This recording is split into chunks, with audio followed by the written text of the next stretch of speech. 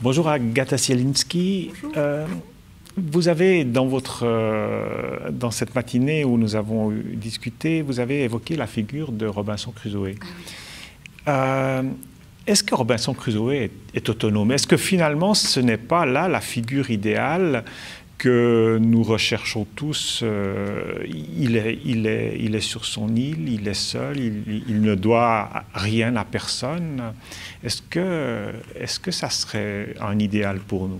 Oui, j'ai évoqué la figure de Robinson parce qu'on parlait des représentations de l'autonomie aujourd'hui et je disais que une des représentations qui est sans doute idéalisée, peut-être un peu fantasmée ou rêvée de l'autonomie, c'est l'idée qu'on est indépendant, voire autosuffisant. Et finalement, je me disais, mais est-ce qu'on est tous comme Robinson? Mais la question, c'était, est-ce que Robinson, sur son île, il est vraiment autosuffisant et vraiment indépendant des autres? Alors, il y a le livre de Michel Tournier, Vendredi ou La vie sauvage, qui reprend la figure de Robinson. Et c'est très intéressant parce que Michel Tournier montre très bien comment finalement les activités de Robinson, ses comportements sont orientés par la possibilité de l'existence d'autrui. C'est-à-dire la première chose que fait Robinson une fois qu'il s'est réveillé, une fois qu'il a un peu mangé et subvenu à ses besoins premiers, c'est de chercher quelqu'un d'autre sur l'île. Donc sa première action, c'est de chercher autrui.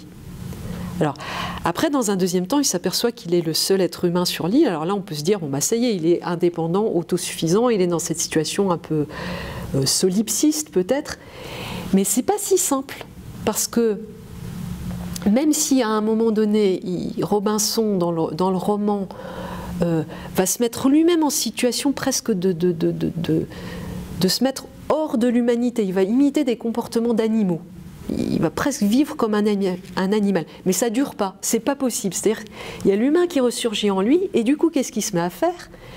Mais il se met à organiser sa vie, certes solitaire, mais avec des rituels sociaux qu'il reprend, qu'il restitue dans son quotidien. Par exemple, ça va être de manger à table, donc des choses toutes bêtes. Donc autrement dit, même s'il est seul physiquement, ses comportements sont complètement habités par la relation aux autres qui l'ont imprégné auparavant, c'est la dimension sociale, et à la possibilité d'un autrui qui surgirait là. Il y a même un étudiant qui faisait une référence à un film, Seul au monde, bon, qui décrit un peu la situation d'un Robinson contemporain, c'est un avion qui s'est écrasé. Et il y a un moment donné où ce Robinson contemporain trouve un ballon de volley sur lequel il dessine un visage, et ce ballon de volley devient son interlocuteur. Donc même seul, en fait, on n'est pas isolé, on n'est pas autosuffisant en quelque sorte, on n'est pas indépendant. Ça, c'est un rêve, je crois, un rêve ou un fantasme. Et pourquoi alors supportons-nous si mal la dépendance?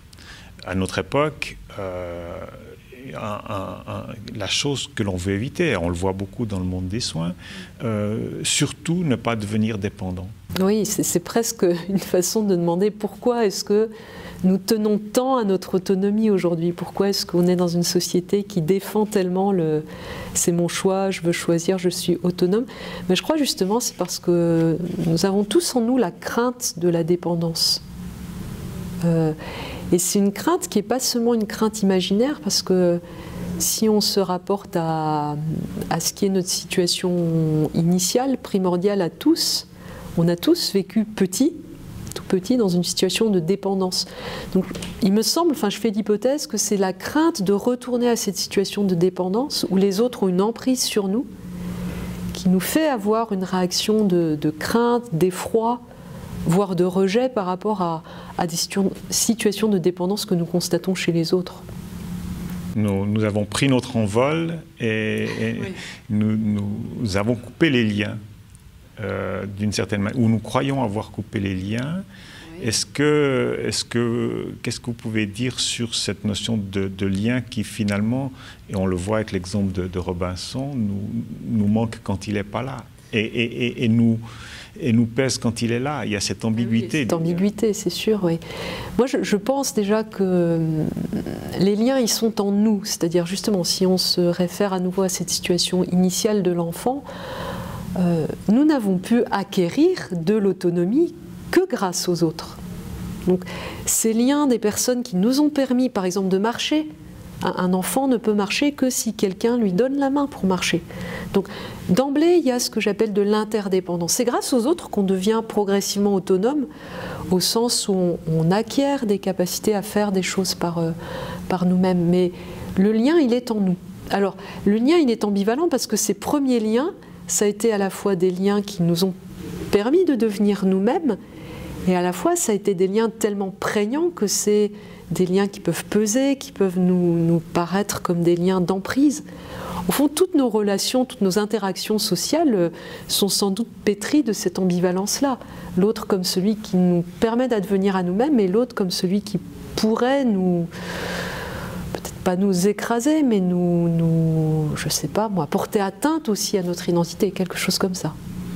Et cela est peut-être d'autant plus visible à l'autre extrémité de la vie, quand on a l'impression de faire le chemin dans l'autre sens. On a l'impression qu'une autonomie qu'on avait acquise nous est enlevée par la maladie, par la... S'efface, tend à disparaître, oui. Mais alors, justement, il me semble que il y a une autre façon possible de voir les choses qu'en termes d'opposition entre autonomie d'un côté et dépendance de l'autre, comme si ces deux situations étaient vouées à s'opposer, à être, comment dit-on, enfin, complètement séparées l'une de l'autre. Il me semble qu'on peut penser ensemble autonomie et dépendance, ou autonomie et vulnérabilité, et que dans le rayon des théories philosophiques actuelles, il y a ce qu'on appelle la théorie des capacités ou des capabilités, qui est une traduction du mot anglais capabilities.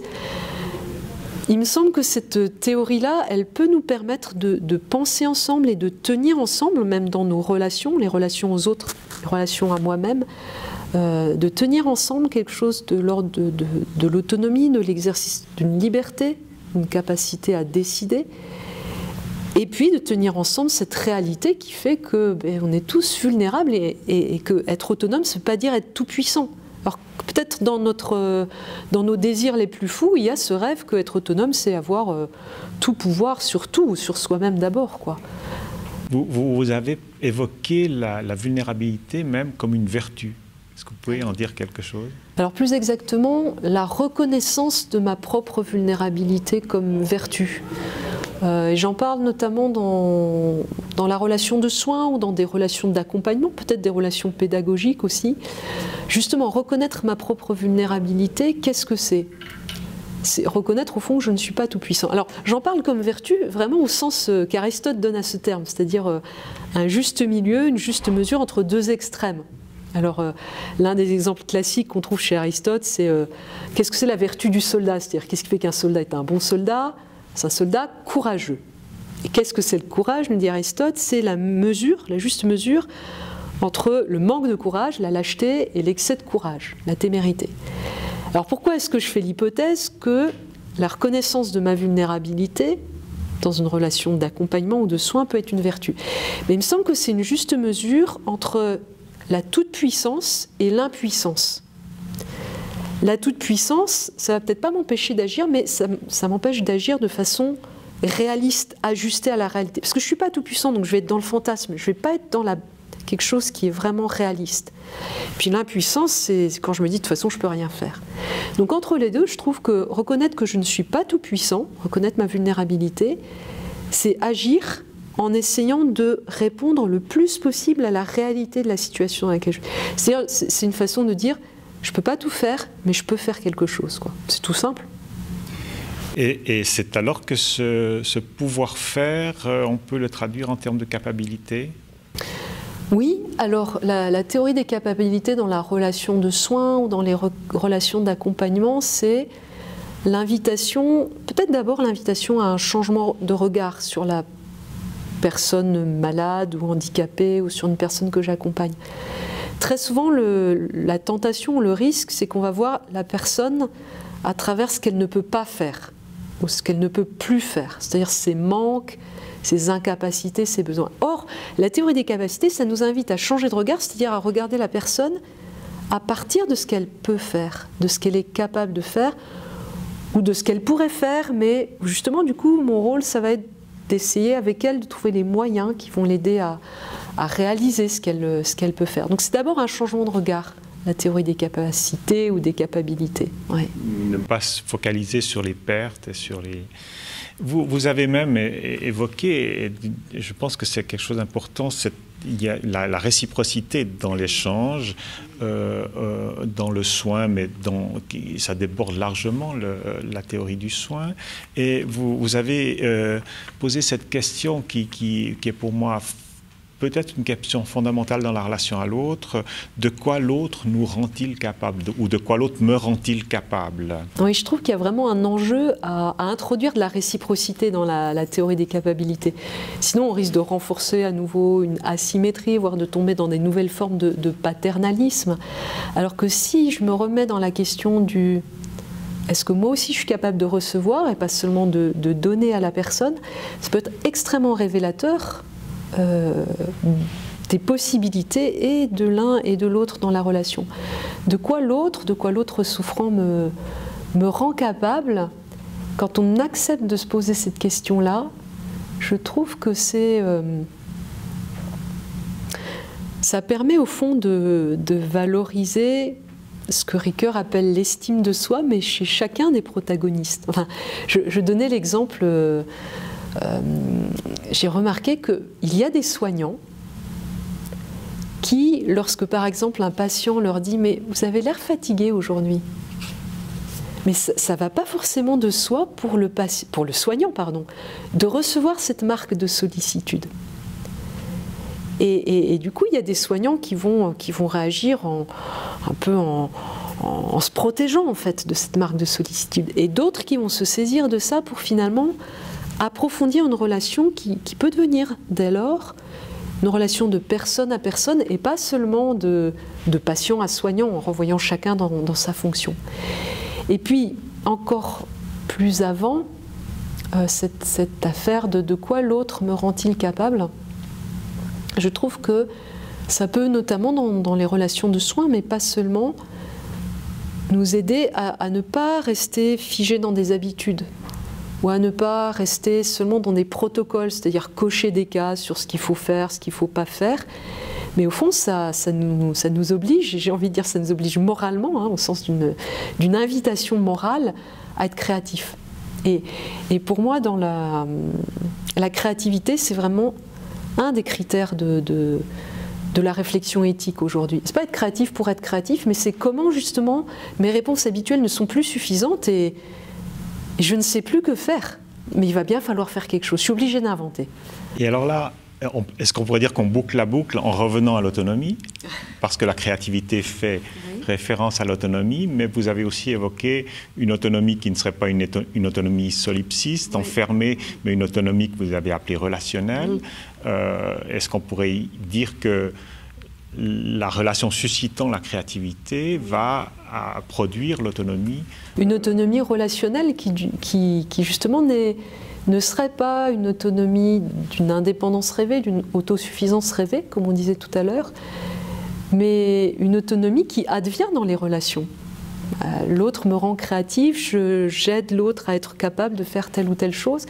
Là, on est vraiment renvoyé à ce qui est pour moi, au fond, vraiment le fond d'une identité humaine, une identité relationnelle. Oui, ça peut être le mot de la fin. Merci, nos identités relationnelles. Merci.